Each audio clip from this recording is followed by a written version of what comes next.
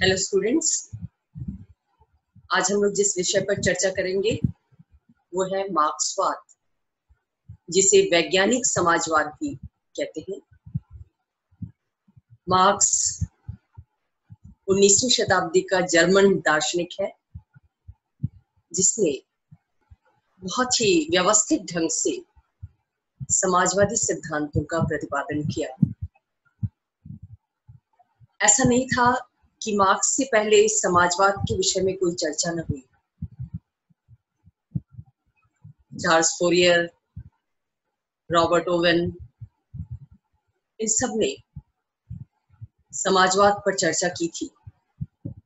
समाजवाद यानी वो विचारधारा जो विद्यमान सामाजिक, राजनीतिक, आर्थिक व्यवस्था से असंतुष्ट होकर उसमें एक बदलाव चाहती है, एक परिवर्तन चाहती है, और परिवर्तन के बाद एक ऐसे समाज की कल्पना करती है जो समानता पर आधारित हो, विशेष रूप से आर्थिक समानता के सिद्धांत पर आधारित समाज की कल्पना समाजवाद के अंतर्गत की गई। तो इस रूप में समाजवाद जैसे विषय पर चर्चा शुरू से होती रही है, लेकिन क्यों कर मार्क्स द्वारा प्रतिपादित समाजवाद को ही वैज्ञानिक समाजवाद कहा जाता है, आज हम इस पर चर्चा करेंगे और साथ ही मार्क्स के उन सिद्धांतों पर प्रकाश डालेंगे जो उसे वैज्ञानिक समाजवादी बनाते हैं। वैज्ञानिक समाजवाद, ये दो शब्द,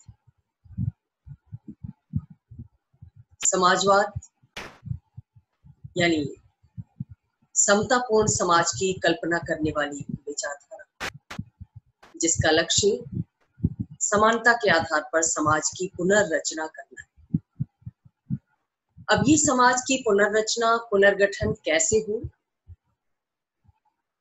इस विषय में बहुत सारे तरीके बताए गए, बहुत सारी विधियां बताई गई, बहुत सारे सिद्धांत बताए गए, लेकिन पहला जो प्रभावी तरीका बताया गया वो मार्क्स के द्वारा बताया गया।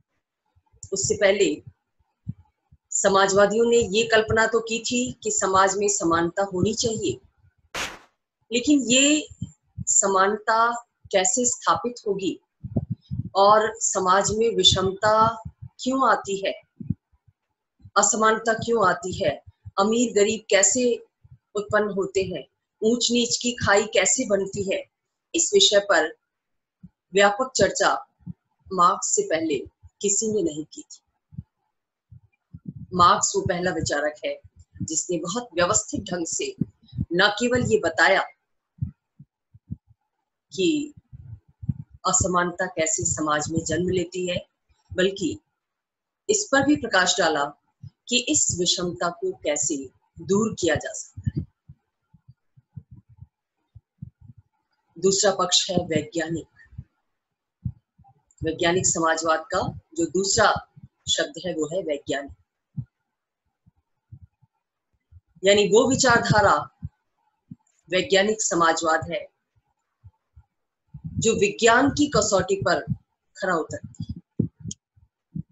विज्ञान, हम किसी भी ऐसे विषय को कहते हैं, किसी भी ऐसे ज्ञान को कहते हैं जो तर्क पर आधारित हो, जो व्यवस्थित होता है, जो तथ्य परक होता है, जिसमें काल्पनिकता नहीं होती। और इन कसौटियों पर जब हम मार्क्सवादी समाजवाद को कसते हैं तो हम पाते हैं कि मार्क्स के सिद्धांत विज्ञान की कसौटी पर पूरी तरह खरे उतरते हैं। यानी मार्क्स के विचारों में एक व्यवस्था है, एक क्रम है, एक तार्किकता है और एक तथ्य परकता है। मार्क्स ने दो पुस्तकें लिखी तो बहुत सारी पुस्तकें, लेकिन उसके जो समाजवादी विचार हैं वो दो महत्वपूर्ण पुस्तकों में पाए जाते हैं, दास कैपिटल और कम्युनिस्ट मैनिफेस्टो, जिनमें से कम्युनिस्ट मैनिफेस्टो की रचना उसने पहले की और दास कैपिटल की बाद में की। इन दोनों रचनाओं को पूरा करने में उसके साथी एंजल्स के द्वारा पूरा सहयोग किया। इन दोनों रचनाओं में समाजवाद का जो रूप मार्क्स ने दुनिया के सामने रखा वो आप देखेंगे कि कितना तार्किक है, कितना व्यवस्थित है, कितना तथ्यपरक है, कितना अनुभविक है। और यही वजह है कि मार्क्सवादी समाजवाद को वैज्ञानिक समाजवाद की संज्ञा दी जाती है। इससे पहले के जो भी समाजवादी विचार थे वो यूटोपियन थे, वो काल्पनिक थे, लेकिन मार्क्स ने जो विचार दिए उनको व्यवहार में क्रियान्वित करने के तरीके भी बताए, स्टेप्स बताए, गहनतापूर्वक तर्कबद्ध ढंग से, व्यवस्थित ढंग से उसकी व्याख्या की। तो सबसे पहले हम ये देखेंगे कि मार्क्स ने जो समाजवादी विचार दुनिया के सामने रखे वो किन रूपों में है। दुनिया में, समाज में कैसी समानता लाई जाए,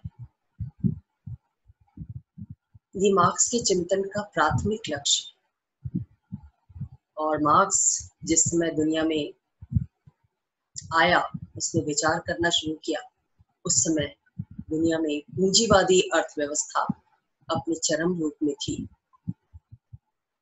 मार्क्स के चिंतन का उद्देश्य इस पूंजीवादी अर्थव्यवस्था में जो शोषण है उस शोषण को दुनिया के सामने लाना था और इस शोषण को खत्म करके एक शोषण विहीन, वर्ग विहीन, राज्य विहीन, समतापूर्ण समाज की स्थापना करनी। अब इस शोषणकारी स्वरूप को कैसे खत्म किया जाए, इसके लिए मार्क्स ने सैद्धांतिक आधार बनाने की कोशिश की है अपने विभिन्न सिद्धांतों के माध्यम से। कुछ सिद्धांत उसने बताए जिन सिद्धांतों में एक क्रमिकता है, एक क्रम है। जैसे उसने द्वंद्वात्मक भौतिकवाद का सिद्धांत दिया, उसने इतिहास की आर्थिक व्याख्या की, उसने वर्ग संघर्ष के सिद्धांत को जन्म दिया, पूंजीवाद के स्वरूप की व्याख्या की, सर्वहारा वर्ग के अधिनायकवाद की बात कही और लास्टली साम्यवादी समाज की धारणा दुनिया के सामने रखी। ये जो विभिन्न सिद्धांत हैं, द्वंद्वात्मक भौतिकवाद, इतिहास की आर्थिक व्याख्या, अतिरिक्त मूल्य का सिद्धांत, वर्ग संघर्ष का सिद्धांत, सर्वहारा वर्ग का अधिनायकवाद और साम्यवादी समाज, ये सभी सिद्धांत मिलकर वैज्ञानिक समाजवाद की रचना करते हैं, मार्क्सवादी समाजवाद की रचना करते हैं। ये सिद्धांत एक दूसरे से जुड़े हुए हैं। जो पहला सिद्धांत है वो अगले सिद्धांत को आधार प्रदान करता है। जैसे इतिहास की आर्थिक व्याख्या पहले सिद्धांत यानी द्वंद्वात्मक भौतिकवाद पर आधारित है। वर्ग संघर्ष का जो सिद्धांत है वो इतिहास की आर्थिक व्याख्या पर आधारित है। सर्वहारा वर्ग का अधिनायकवाद पूंजीवाद के विश्लेषण पर आधारित है, वर्ग संघर्ष की धारणा पर आधारित है। यानी हर सिद्धांत में एक क्रम है, एक के बाद दूसरा, दूसरे के बाद तीसरा, तीसरे के बाद चौथा, चौथे के बाद पांचवा और छठा सिद्धांत ऐसे आते हैं। यानी अंतिम सिद्धांत को तब तक नहीं समझा जा सकता जब तक कि पहले, दूसरे, तीसरे, चौथे सिद्धांत को न समझा जाए। तो ये जो सिद्धांत मार्क्सवाद में हमें देखने को मिलते हैं, इनको हम एक एक करके इन पर चर्चा करेंगे। सबसे पहले मार्क्स ने द्वंद्वात्मक भौतिकवाद का सिद्धांत दिया। समाजवाद की व्याख्या करने के लिए जो प्राथमिक सिद्धांत उसने प्रतिपादित किया वो था द्वंद्वात्मक भौतिक। दो शब्द है इसमें, द्वंद्वात्मक और दूसरा है भौतिकवाद। द्वंद्ववाद विकास की प्रक्रिया को बताता है और भौतिकवाद इस सृष्टि के, इस दुनिया के, इस संसार के आधार की व्याख्या करता है। इस सिद्धांत में मार्क्स ने क्या बताया कि ये जो दुनिया है, ये इसका मूल क्या है, किससे बनी है ये। विभिन्न दार्शनिकों ने, समाजशास्त्रियों ने व्याख्या की इसकी। बहुत से दार्शनिकों ने कहा कि ये ईश्वर द्वारा बनाई गई दुनिया है, अध्यात्म की बात कही गई। मानववादियों ने कहा कि मनुष्य द्वारा निर्मित दुनिया है, जो कुछ हम देखते हैं वो मनुष्य के द्वारा बनाया गया है, मनुष्य ही उसके विकास में योगदान देता है। कुछ लोगों ने ये कहा कि राजनीतिज्ञों द्वारा बनाई गई दुनिया है, क्योंकि वही समाज को, राज्य को दिशा निर्देश देते हैं, उसका पथ प्रदर्शन करते हैं। यहाँ पर मार्क्स का ये विचार है, इस सिद्धांत के माध्यम से मार्क्स ये विचार हमारे सामने रखता है कि इस सृष्टि का मूल कोई विचार नहीं है, कोई ईश्वर नहीं है, कोई नेता नहीं है, कोई दार्शनिक नहीं है, बल्कि इस सृष्टि का निर्माण मैटर से हुआ है, पदार्थ से हुआ है। वो पदार्थ जिसे हम देख सकते हैं, जिसे हम अनुभव कर सकते हैं, जो मूर्त है। विज्ञान भी इस चीज को मानता है, इस तथ्य को मानता है कि दुनिया मैटर से बनी है, अणु से बनी है, एनर्जी से बनी है। इस अर्थ में भी मार्क्स वैज्ञानिक चिंतक दिखाई देता है कि उसने विज्ञान की इस मूल मान्यता को अपने चिंतन का आधार बनाया। अब ये पदार्थ क्या है? मार्क्स कहता है एक बालू के कण से लेकर सूर्य जैसा बड़ा ग्रह, ये सब मैटर के अंदर आते हैं, ये सब मैटर है, ये सब भौतिक जगत को रिप्रेजेंट करते हैं। तो ये दुनिया, ये संसार किसी विचार, किसी परमात्मा, किसी दार्शनिक, किसी नेता की देन नहीं है, बल्कि इसका निर्माण और इसका संचालन भौतिक जगत से हो रहा है, पदार्थ से हो रहा है, मैटर से हो रहा है। इस मैटर की खासियत क्या है, विशेषता क्या है? मार्क्स जी कहता है कि ये जो मैटर है, ये जो भौतिक जगत है, ये जो पदार्थ है, जो हमें मिट्टी के कण से लेकर सूर्य के पिंड तक में दिखाई देता है, इसकी विशेषता ये है कि ये निरंतर गतिशील है, निरंतर इसमें परिवर्तन होता रहता है, स्थिर नहीं है, इसमें परिवर्तन होता रहता है। हम सब ये जानते हैं कि धरती भी चल रही है, सारे ग्रह चल रहे हैं, हर चीज इस सृष्टि में जो दिखाई देती है हमें, वो चलायमान है, उसमें विकास होता है, कभी भी वो एक जैसी नहीं बनी रहती। विज्ञान की इस मूल मान्यता को मार्क्स ने अपने दर्शन में मान्यता दी है, इसलिए भी वो वैज्ञानिक विचार है, वैज्ञानिक समाज। अब ये जो विकास होता है पदार्थ का, उसमें जो गति होती है, जो परिवर्तन होता है, मार्क्स कहता है वो भी एक नियम के तहत होता है। कौन सा नियम? द्वंद्व का। ये द्वंद्व का नियम, द्वंद्व का सिद्धांत मार्क्स ने जर्मन दार्शनिक हीगल से लिया था। हीगल ने सबसे पहले द्वंद्ववाद की चर्चा की थी, जिसके तहत उसने माना था कि जो परिवर्तन प्रक्रिया होती है वो चरणबद्ध रूप में होती है, अचानक से नहीं होती, और उस चरण में एक वस्तु या विचार 3 क्रमिक स्वरूपों को प्राप्त करता है। सबसे पहले वस्तु का जो मौलिक रूप होता है उसको द्वंद्ववाद के तहत थीसिस कहते हैं, वाद कहते हैं। उस वस्तु की जो खासियत है वो ये कि उसके अंदर अंतर विरोधी गुण होते हैं, जिसके कारण अंदर ही अंदर उसका अपने ओरिजिनल स्वरूप के साथ संघर्ष चलता रहता है। द्वंद्व का नियम क्या कहता है कि कोई वस्तु अपने ओरिजिनल रूप में है तो वो थीसिस है, वाद है, लेकिन वो अपने मूल रूप में हमेशा नहीं बनी रहती, उसमें विकास होता है। और वो विकास किस वजह से होता है? उसके अंदर अंतर विरोध की वजह से होता है। एक वस्तु का एक पक्ष होता है तो दूसरा पक्ष उसके साथ संघर्ष करता रहता है। दोनों में संघर्ष के बाद वो वस्तु या विचार आगे बढ़ता है।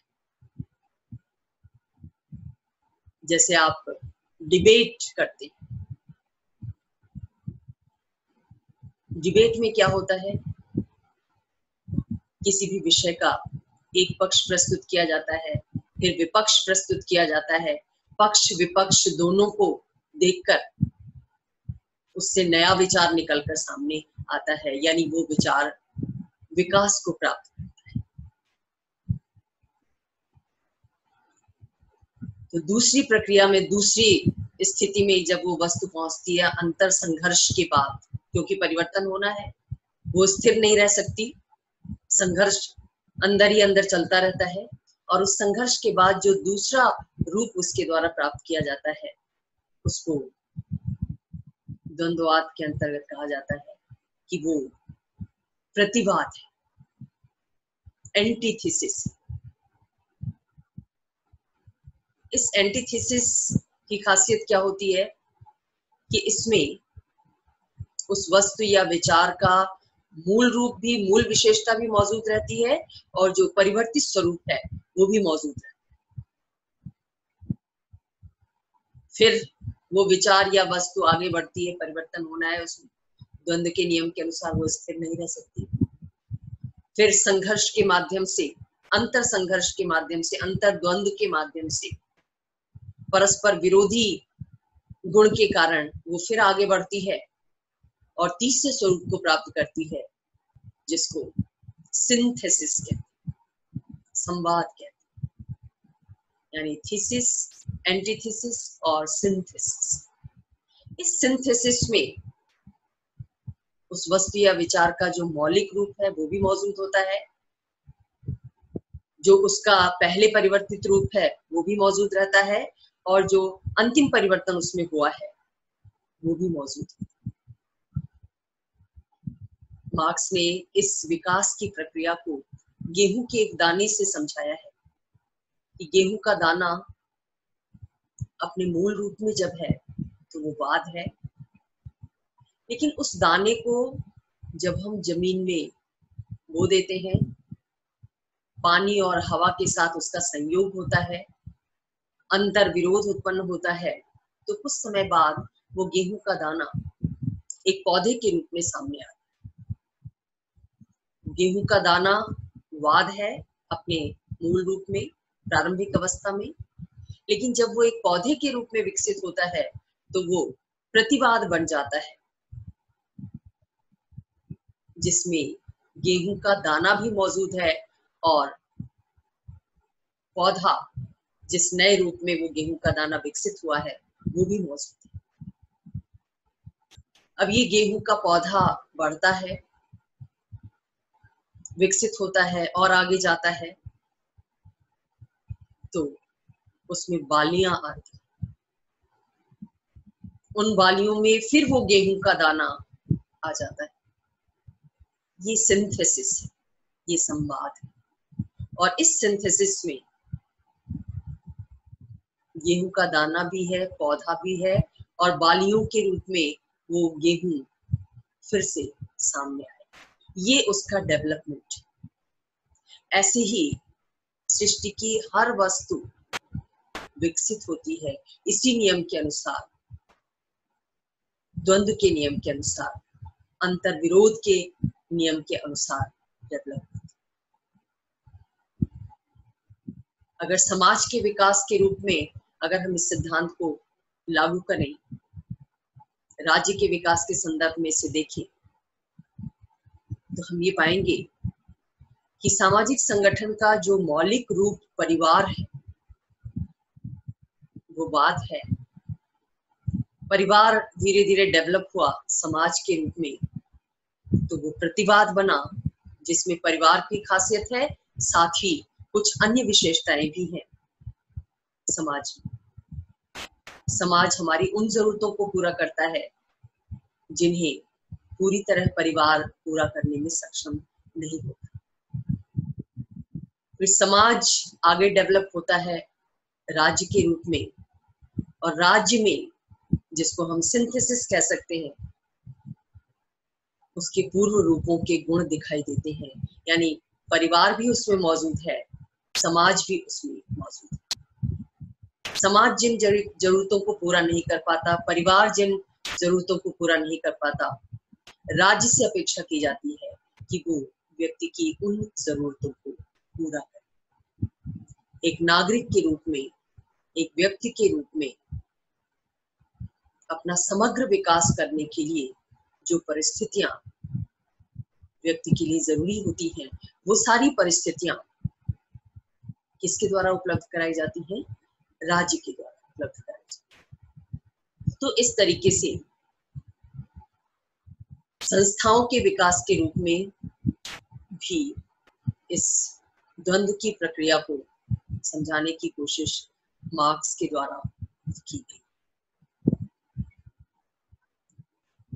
तो मार्क्स ने द्वंद्व का ये नियम हीगल से ग्रहण किया, किंतु हीगल और मार्क्स के द्वंद्व के नियम में एक बहुत बड़ा फर्क है। वो फर्क क्या है कि जहां हीगल ने इस सृष्टि का आधार विचार तत्व को माना, वहीं मार्क्स ने विचार जैसे अमूर्त तत्व को सृष्टि का आधार नहीं माना, क्योंकि विचार का परीक्षण नहीं किया जा सकता। विचार को तथ्य परक नहीं माना जा सकता। विचार की तथ्यात्मकता की व्याख्या नहीं की जा सकती। तो जिस तत्व की वैज्ञानिक आधार पर व्याख्या संभव ना हो, उसको सृष्टि का आधार, सृष्टि का मूल कैसे माना जा सकता है?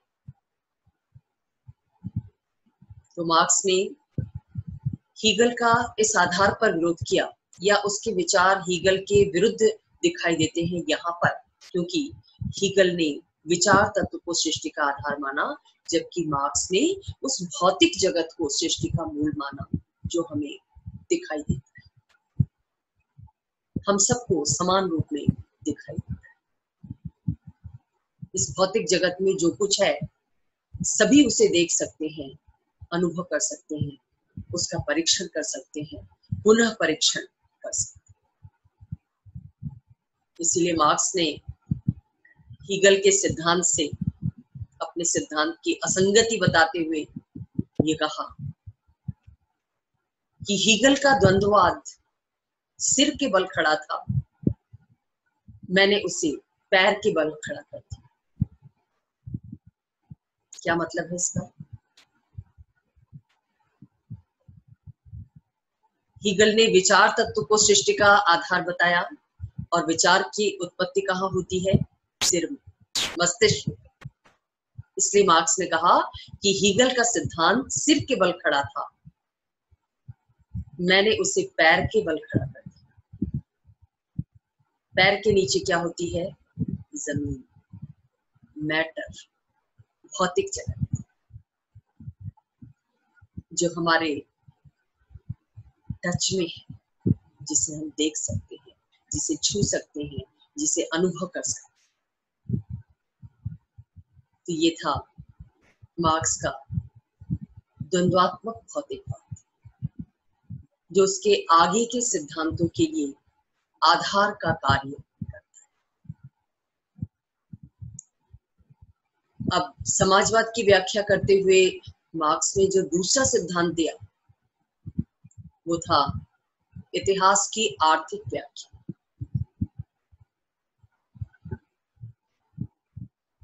इस सिद्धांत में मार्क्स ने ये माना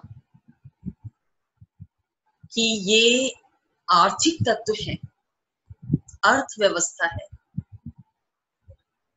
जिसका संबंध भौतिक जगत से है, वो इतिहास का निर्माण करती है। मनुष्य इस धरती पर आया, उसके बाद एक से दूसरे युग में उसका प्रवेश हुआ, सभ्यता और संस्कृति का क्रमिक विकास हुआ, इसको इतिहास के रूप में संचित किया। तो ये जो मनुष्य का इतिहास है, मानव जाति का इतिहास है, सभ्यता और संस्कृति का इतिहास है,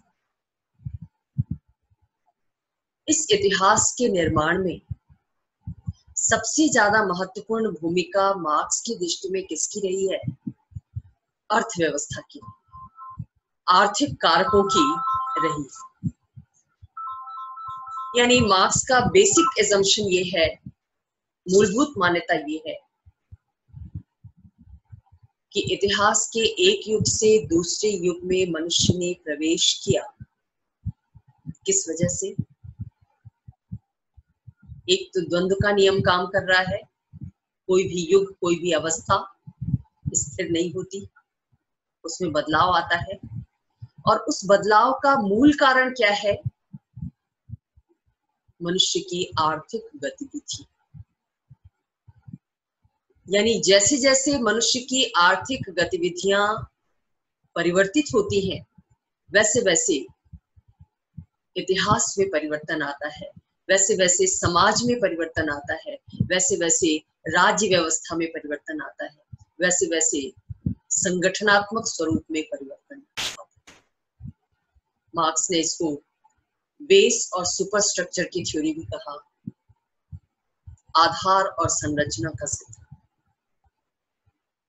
जैसे हम कोई मकान बनाते हैं, कोई बिल्डिंग बनाते हैं, उस बिल्डिंग को खड़ा करने के लिए नींव तैयार करते हैं, वैसे ही समाज रूपी भवन के निर्माण में, राज्य रूपी भवन के निर्माण में जो चीज नींव का काम करती है वो है उस समाज में रहने वाले लोगों की आर्थिक गतिविधि, जिसे हम अर्थव्यवस्था का नाम देते हैं।